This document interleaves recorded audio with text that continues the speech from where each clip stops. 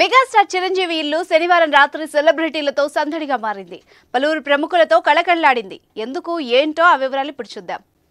Megastar చిరంజీవిని కేంద్ర ప్రభుత్వం పద్మ విభూషణ్తో సత్కరించిన విషయం తెలిసిందే. ఈ పురస్కారం మెగాస్టార్ కు రావడంతో తెలుగు రాష్ట్రాల్లోని ప్రజలు, ముఖ్యంగా ఆయన అభిమానులు సంబరాలు చేసుకుంటున్నారు.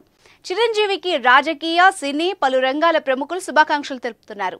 ప్రతిష్టాత్మకమైన పద్మ విభూషణ్ పురస్కారానికి మెగాస్టార్ చిరంజీవి ఎంపికైన సందర్భంగా కోడలు ఉపాసన కొణిదెల హైదరాబాద్ లో విందును ఏర్పాటు చేశారు. గజం కేవలం 26,000 రూపాయలతో 165 గజాల భూమి కేవలం 52 లక్షలు మాత్రమే. ప్రతిష్టాత్మకమైన పద్మ విభూషణ్ పురస్కారానికి మెగాస్టార్ చిరంజీవి ఎంపికైన సందర్భంగా కోడలు ఉపాసన హైదరాబాద్ లో విందును ఏర్పాటు చేశారు. ఈ కార్యక్రమంలో సీఎం రేవంత్ రెడ్డి, సినిమాటోగ్రఫీ మంత్రి కోమటిరెడ్డి వెంకటరెడ్డి, స్పీకర్ ప్రసాద్ కుమార్ తో పాటు పలు రంగాల ప్రముఖులు పాల్గొన్నారు. సీఎం రేవంత్ రెడ్డి మెగాస్టార్ చిరంజీవికి శుభాకాంక్షలు తెలిపారు. పుష్పగుచ్చం అందజేసి అభినందించారు. చిరు కుటుంబ సభ్యుల్ని ఆప్యాయంగా పలకరించారు. ఈ సందర్భంగా రేవంత్ మాట్లాడుతూ చిరంజీవికి పద్మ విభూషణ్ రావడం మనందరికీ గర్వకారణం అన్నారు. వారికి నా హృదయపూర్వక శుభాకాంక్షలు తెలుపుతున్నట్టు పేర్కొన్నారు.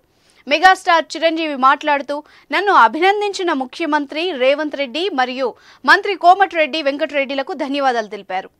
చిరు కుటుంబం ఏర్పాటు చేసిన విందులో సీఎం రేవంత్, పలువురు ప్రముఖులు పాల్గొన్న సందర్భంగా ఫోటోలు, వీడియోలు సోషల్ మీడియాలో వైరల్ అయ్యాయి. సోషల్ మీడియాలో వైరల్ అవుతున్న వీడియోలో Revanth Reddy mega power star Ram Charan తో ప్రత్యేకంగా ముచ్చటిస్తూ కనిపించారు.